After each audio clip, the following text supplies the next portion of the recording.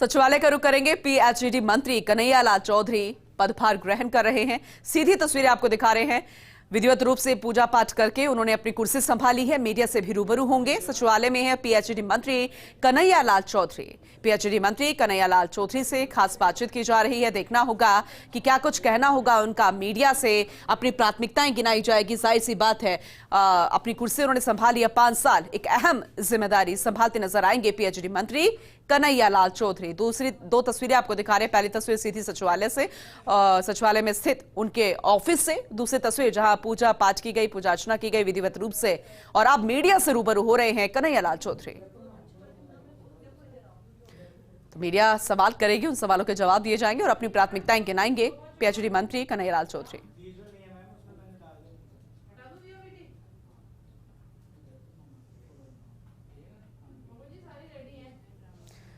तो सचिवालय से तस्वीरें दिखा रहे हैं।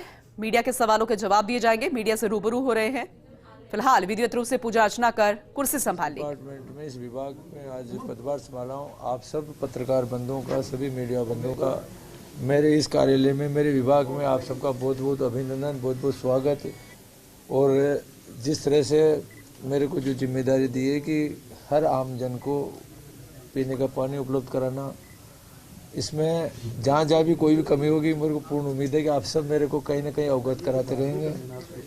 आपके सहयोग से मैं, जो हमारे देश के प्रधानमंत्री की एक महत्वपूर्ण योजना जल जीवन मिशन चल रही है, आपके सहयोग से मैं इसको सफलतापूर्वक कर पाऊंगा। सबसे पहले तो आप सबका मैं मेरे कार्यालय में बहुत बहुत अभिनंदन करता हूँ, स्वागत करता हूँ।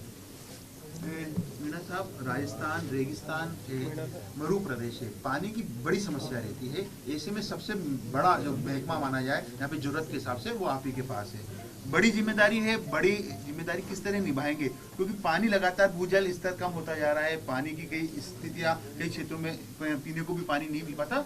ऐसी स्थिति में क्या प्लानिंग रहेगी आपकी? देखो, सबसे पहले तो जो हमारे देश के प्रधानमंत्री मोदी जी ने जो एक महत्वपूर्ण योजना चालू करी कि हर घर में पानी पहुँचे, क्योंकि 2014 में जब उन्होंने राष्ट्र की जिम्मेदारी देखी, तब से एक एक चीज़ को, मूल आदमी की क्या आवश्यकता है उसको पूरी करने के लिए वो हर नई नई योजना लेके आ रहे हैं। ये महत्वपूर्ण योजना आज के 5 वर्ष पहले उन्होंने चालू करी थी। बाकी उस योजनाओं का पूरा बेनिफिट हम राजस्थान में नहीं ले पाए। जिस तरह से अगर इस योजनाओं की प्रगति की बात करें तो आज हमारा राजस्थान पिछले 5 साल में सही काम नहीं करने की वजह से बजट की कोई कमी नहीं थी, फिर भी हम लगभग 33वें स्थान पे, लगभग आखिरी पायदान पे हम खड़े हुए हैं। सबसे पहले हमारा टारगेट है कि महत्वपूर्ण जो योजना चल रही है इसको आम जन तक पहुँचाएं। और जो हमारा संकल्प पत्र है, भारतीय जनता पार्टी ने जो संकल्प पत्र बनाया था कि 2025 तक हम इसको आम आदमी तक पानी पहुँचना चाहिए, शुद्ध पेयजल पहुँचना चाहिए। और जहाँ पानी की कमी है वहाँ पे जो योजना, महत्वपूर्ण योजना थी ERCP, जो हमारी पूरे मुख्यमंत्री वसुंधरा जी ने केंद्र में बना के भेजी थी, बाकी उसमें कुछ कमी की वजह से केंद्र सरकार ने ऑब्जेक्शन लगा के भेजा था। मध्य प्रदेश से NOC नहीं मिल पा रही थी कि वो कमी की पूर्ति करते। बाकी राजस्थान की जो पिछली 5 साल तक इन्होंने केवल राजनीति करते रहे, उस कमी की पूर्ति नहीं करने के बजाय दोष मढ़ते रहे कि राजस्थान के अंदर देश के प्रधानमंत्री मोदी जी पैसे नहीं दे रहे, भेदभाव बरत रहे।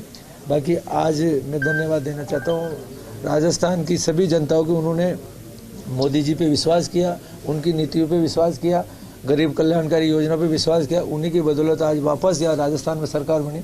डबल इंजन की सरकार बनने की वजह से अभी बनते ही सबसे पहले माननीय गजेंद्र सिंह जी, जो हमारे जल शक्ति मंत्री राजस्थान से, बहुत अच्छे उनकी योजना है। उस योजना के मध्य प्रदेश और राजस्थान के दोनों चीफ सेक्रेटरी के से बैठक कर चुके हैं। दूसरी बैठक बोर्ड करने वाले, और आने वाले बहुत जल्द ही इसका समाधान होगा, जिससे विशेषकर जो 13 जिले जिनमें बहुत तकलीफ थी, वो पीने का पानी के साथ साथ, क्योंकि पानी उपलब्ध होगा तो ही हम ये योजना सफल होगी। इसके साथ साथ जहाँ और भी कोई, जहाँ पे पानी की उपलब्धता होगी, चाहे यमुना से पानी लाना हो, जहाँ जहाँ भी होगा उसको नदी जोड़ने वाली योजना में चालू करने वाला। जल जीवन मिशन में भ्रष्टाचार के आरोप लगाए थे पिछली सरकार के कार्यकाल के दौरान बीजेपी के नेताओं ने। अब चूंकि सरकार आपकी है, जल जीवन मिशन का जो पैसा है वो केंद्र सरकार से आता है, कुछ हिस्सेदारी राजस्थान सरकार की रहती है। अब क्या उन तमाम जो आरोप लगाए गए थे जल जीवन मिशन में भ्रष्टाचार के, उनकी जांच के लिए कोई कमेटी का गठन करेंगे, कोई जांच करवाएंगे आप लोग?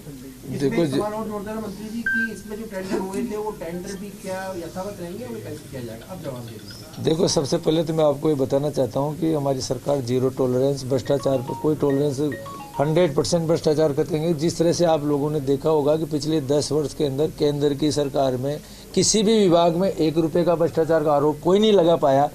अब राजस्थान की सरकार में भी किसी भी मिनिस्टर में, मेरे डिपार्टमेंट नहीं, किसी भी मिनिस्टर के ऊपर कोई भ्रष्टाचार आरोप नहीं लगेगा। ये तो आप निश्चित समझ लो, आप लोगों के सहयोग से जहाँ भी कोई लगता है कि कोई भ्रष्टाचार करे, आप हमें अवगत कराओगे 100%। और अगर मेरे विभाग की मैं बात करूँ, आने वाले समय के अंदर वैसे तो हमने इसकी टास्क फोर्स गठित कर दी है, जो भी, क्योंकि पहले यहाँ पे सीबीआई की एंट्री भी बंद कर दी थी, हमारी सरकार ने सीबीआई की एंट्री भी खोल दी है। केंद्रीय एजेंसियाँ भी जाँच करेगी, हमारा विभाग भी जांच करेगा, और जो भी भ्रष्टाचार में लिप्त है उनके खिलाफ कार्रवाई करेंगे। जो हो सकता है कानून के तहत उनके खिलाफ 100% कार्रवाई करेंगे। भ्रष्टाचार मुक्त कहना ये कि बचेगा कोई नहीं, जिन्होंने किया है वो इसका कोई नहीं बचेगा, कोई भी नहीं बचेगा। यहाँ पे जो देश के प्रधानमंत्री मोदी जी का विजन है उसको 100% हम यहाँ पूरा करेंगे। हमारा आम आदमी को कैसे बेनिफिट मिलेगा। जिस तरीके से राजस्थान में सतही पानी नहीं है, भूजल नहीं है, जो राज्यों के साथ पानी को लेकर के विवाद है, उस विवाद के सुलझाने के लिए, राजस्थान को पानी लाने के लिए, चूंकि केंद्र और राज्य में बीजेपी की सरकार है और आपको जिम्मेदारी दी गई है, अब ट्रिपल इंजन की सरकार होगी आपके आने से। जी 100% उसी की मैंने अभी पूर्व आपको बताया कि मध्य प्रदेश से सबसे ज़्यादा पानी हमारे राजस्थान में आता है। पार्वती, काली सिंध, चंबल, तीनों नदियों में बहुत पानी आता है। वो पानी वेस्टेज आता है। हमारे जल शक्ति मंत्री जी, केंद्रीय मंत्री जी ने उनके दोनों सेक्रेटरियों की, क्योंकि अब राजस्थान, वहाँ पे मध्य प्रदेश में भारतीय जनता पार्टी सरकार है, यहाँ भी भारतीय जनता पार्टी सरकार है। हमें कोई राजनीति नहीं करनी, हमें सिर्फ वो एक ही लक्ष्य है कि किस तरह से देश के प्रधानमंत्री जी मोदी जी का घर घर पानी पहुँचाने का जो सपना था उसको पूरा करें, यही टारगेट लेते हुए, क्योंकि पानी होगा तभी हम घर घर पहुँचा पाएंगे। तो सबसे पहले हम पानी की उपलब्धता के लिए ERCP जो महत्वपूर्ण योजना उसको कर रहे हैं। इसके अलावा यमुना से भी पानी, जहाँ जहाँ भी पानी की जो उपलब्ध होगा भारत में, जिस जगह भी लाने की वो लेके आएंगे। और सबसे बड़ी चीज़ मैं आपको धन्यवाद देना चाहता हूँ हमारे देश के प्रधानमंत्री मोदी जी और हमारे जल शक्ति मंत्री जी को। उन्होंने ये योजना, कोई भी योजना पहले होती तो 60-40 के हिसाब से पैसा दिया जाता था। बाकी ये जो ERCP को उन्होंने नदी जोड़ो योजना उन्होंने जो चालू करी है, दूसरे नंबर पे यही है। केन बेतवा नदी पहला था, दूसरी नदी जोड़ो योजना चली। इसमें 90% पैसा केंद्र सरकार देगी राजस्थान में, क्योंकि पिछले 5 साल के अंदर किस तरह से जो आप सब लोग कह रहे थे कि भ्रष्टाचार हो रहा है, भ्रष्टाचार से पूरा खजाना को लूटा गया है, सारा गया। बाकी उसको किस तरह से राजस्थान की वापस माल्यात तो सुधरे, हमारी नदी जोड़ो योजना में जुड़ा है। 90% पैसा केंद्र सरकार देगी। मैं राजस्थान की जनता की तरफ से हमारे प्रधानमंत्री जी और गजेंद्र सिंह जी को धन्यवाद देना चाहता हूँ कि आपने इसको महत्वपूर्ण योजना पर काम किया। अब वो अलग अलग कर लेंगे। राजस्थान में रोल मॉडल है या पेयजल, लेकिन 50 लाख से ज्यादा आबादी हो गई है। बीसलपुर बांध बिल्कुल उतना ही है जितना पहले था। तो किस तरह से जयपुर शहर की जो पेयजल सप्लाई है लगातार विस्तारित जयपुर शहर को क्या प्लानिंग है, किस तरह से हर आदमी को 135 लीटर पानी प्रतिदिन आप उपलब्ध करा पाओगे? देखो, जिस तरह से मैंने अभी आपको बताया कि जब बिशलपुर डैम के अंदर उसकी क्षमता भी बढ़ाएंगे, क्योंकि हमें लगभग 11 TMC से ज़्यादा पानी हमें इन तीनों नदियों को जोड़ने के बाद में मिलेगा। उसकी कैपेसिटी बढ़ाएंगे। और जहाँ जहाँ पानी की जो जयपुर में जहाँ किल्लत है, जहाँ तकलीफ आ रही है, मैं आज पदभार ग्रहण कराया, मैं अधिकारियों के साथ बैठ कर समीक्षा करूँगा, देखूँगा पानी की कहाँ कमी है, कैसे बढ़ाया जाए और वहाँ डैम से लिया जाए। उसके अगर दूसरी हमें लाइन भी डालनी पड़ेगी तो कैसे डालेंगे, उसका बजट कहाँ से आएगा, सारी चीज़ें, सब चीज़ें मैं आपको आने वाले टाइम में दूंगा। बाकी अभी मैं आया हूँ, बाकी इतना जरूर है कि हम जीरो टॉलरेंस से बगैर भ्रष्टाचार काम करेंगे।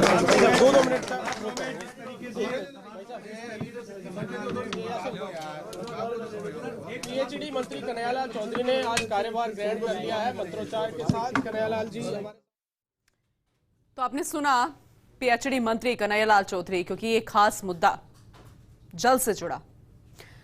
जब विपक्ष में थी भारतीय जनता पार्टी, चुनावी मुद्दा बनाया गया और इस मुद्दे को भुनाया भी गया। चुनाव जीत लिया गया है, सरकार बन गई है, और ऐसे में अब PhD मंत्री कन्हैयालाल चौधरी कह रहे हैं कि जीरो टॉलरेंस की नीति अपनाई जाएगी और कोई भी, चाहे भ्रष्ट हो, चाहे कोई नेता हो या फिर कोई भी कार्यकर्ता, उसे बख्शा नहीं जाएगा, या फिर कोई भी ऐसा हो, और इस मुद्दे पर बहुत ज्यादा फोकस रहेगा।